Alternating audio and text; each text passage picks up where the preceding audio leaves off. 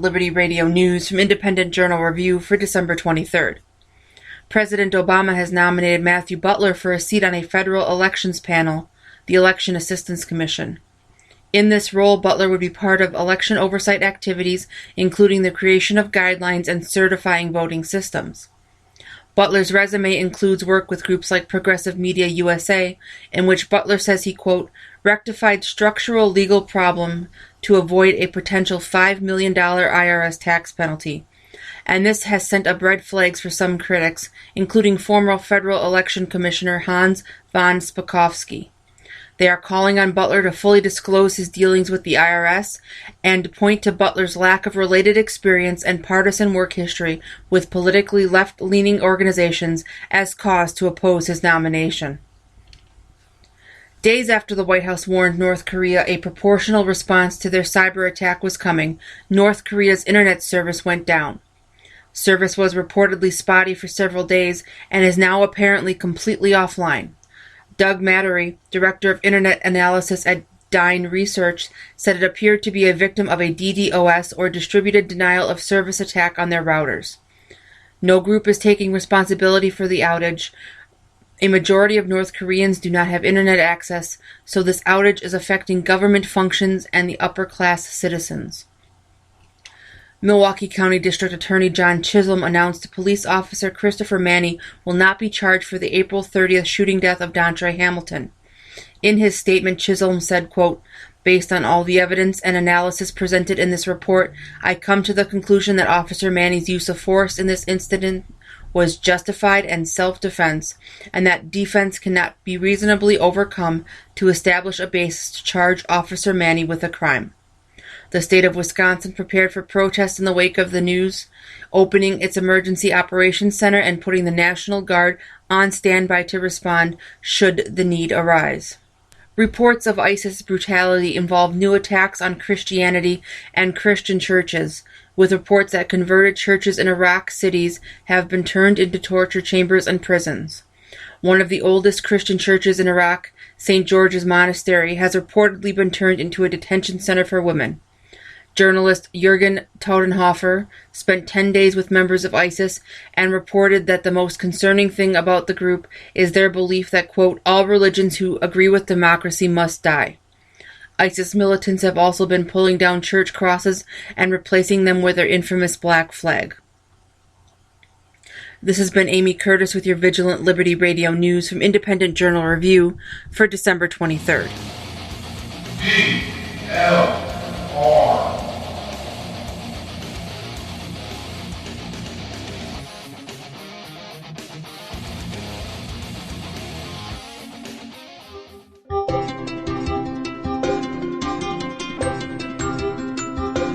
This show is produced by IJReview.com.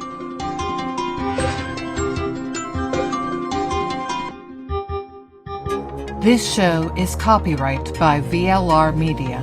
All opinions of panelists and guests are their own and may not reflect the opinion of VLR Media, the host, or anyone else.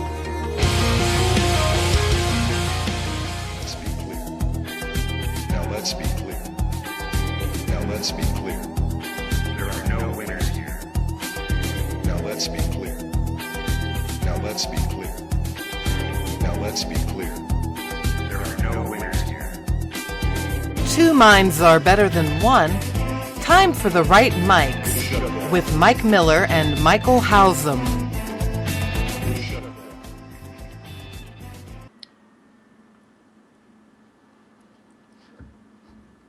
Okay, welcome to what unfortunately is the final show of the week. We're going to take a short Christmas break. We will be back next Monday.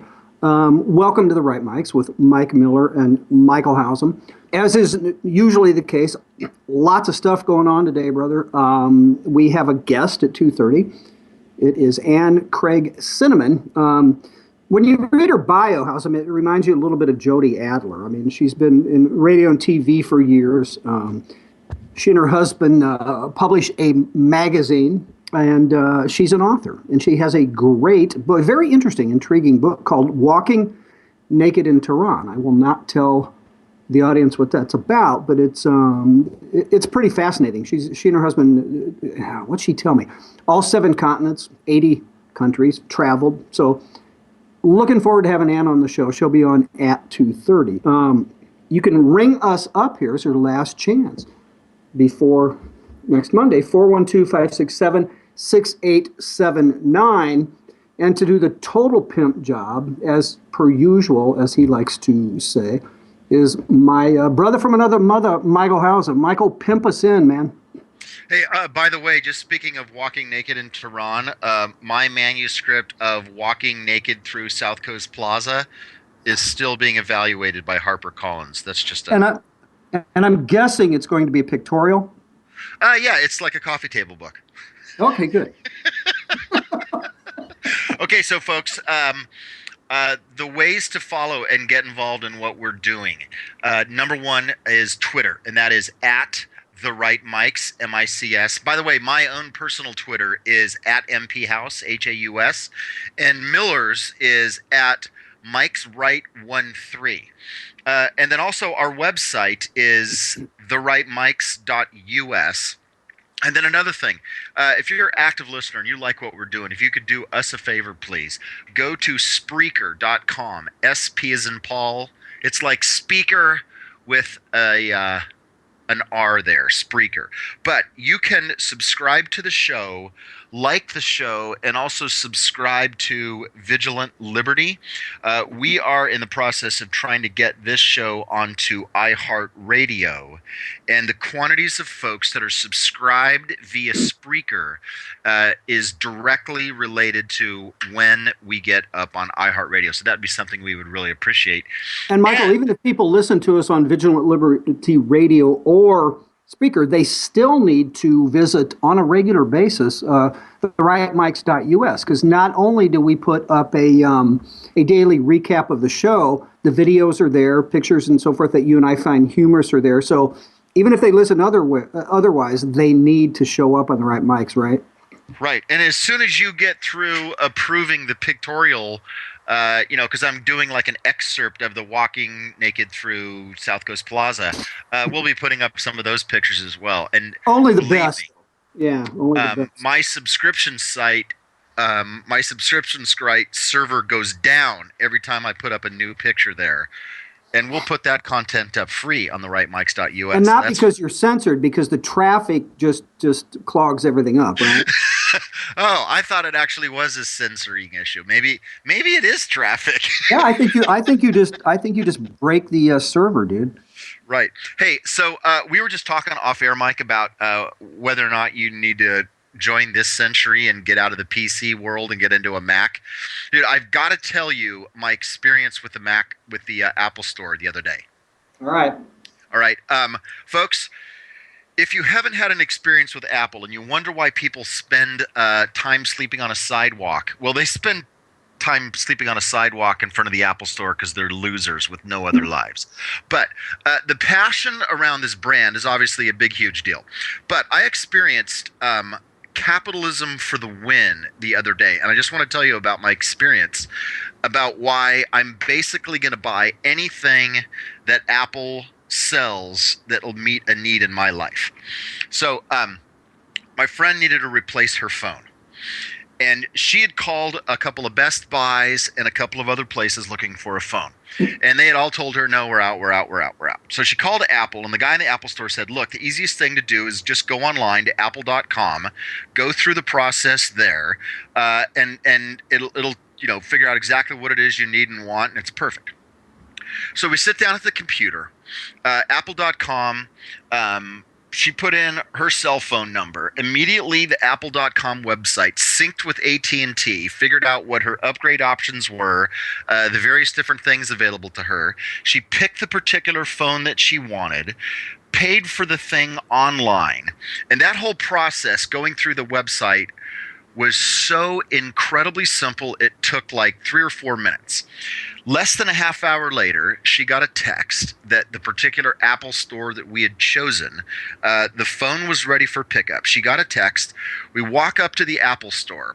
as we walk into the Apple Store, and at this point at Fashion Island, the Apple Store is more crowded than shoulder to shoulder.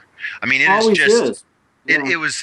Walking in there, there was not 3 square feet of floor space that was not occupied by at least 1 or 2 or 6 people, Right. including people with big handlebar mustaches and full-grown, circa 1850 beards.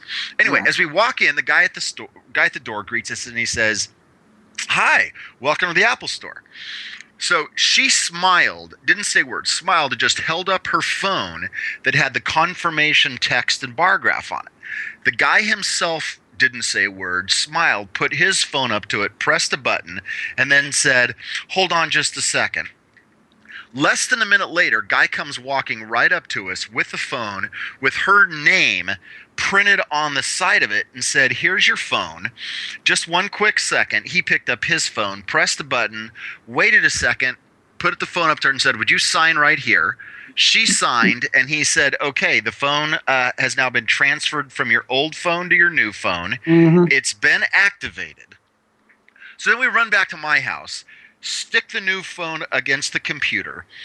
90 seconds after that, all of the data from the old phone, all the presets, all the apps, all the everything was transferred onto the new phone, unhooked it, and boom, she was good to go.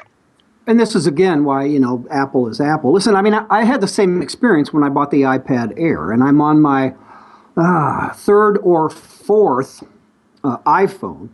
But, I have stubbornly, we probably don't need to talk about computers for the entire half hour, but I've stubbornly stuck with PCs because that's what I grew up on, right? So I have a 3-year-old laptop. I would describe it, but I don't want to use those types of words on air. And then I have a, 6 or 8 month old top-of-the-line Samsung. Jessica's sending us Samsung hate messages as we speak. Hate messages. In defense of Samsung, yeah. So this thing is awesome when it works. And let's end this with this comment. And I made this to Michael and Jessica before he came on air. To be a PC owner, user, there was an analogy several years ago that if Microsoft made automobiles, you'd be driving down the road, everything would be working perfectly, and then all of a sudden, the car would just stop running. You'd coast over to the side of the road, wait for a few minutes, crank the key, everything would work fine, and then you'd drive back down the road with no thought of ever going, to the dealership to find out what happened. And that's the world of PC. So as I told you, I may just pop before long, maybe before the end of the year, for a MacBook. Yeah. So anyway, yeah, dude. You do need to do that, man. It's to me, it is just an unbelievable example of capitalism for the win. There's no question. Hey, oh listen, my gosh. Speaking of capitalism, Sony now announcing that it will release the interview, although be it possibly at a limited number of theaters on Christmas Day, Michael. Really? You know what, Mike? You had mentioned that when we were talking before we went on air. And I have not seen anything about. I've been running around today. Had a couple stories to finish up that put up. So I am completely clueless about anything going on in the world right now. They're actually going to run the movie. Yes, movie studio CEO Michael Linton said today, quote, "We're excited our movie will be in a number of theaters on Christmas Day." Didn't say how many. In the article I read, in fact, I read it a couple places. Theaters, the only cities that were listed, Atlanta, Austin, Dallas, and Houston, have agreed to show the film. He also announced, which I find this interesting, that Sony may release the movie on video on demand service. So let's back up the bus here just a second. Okay, first they said they weren't going to release it. Obama throws them under the bus, or whatever you want to, I don't know. I think Sony made a mistake, so maybe that's unfair to Obama. But Obama calls them out in public, said they made a mistake. So my question to you, I mean, and I don't know much much more about it than I just shared with you. And it frankly is any more about it's completely so much not relevant because we know now that it's going to be released on Christmas Day, limited number of theaters. Here's my question, Housem. Why do you think Sony reversed course? Is it pressure from the White House? Is it public backlash? Or is it both? I mean, what do you think?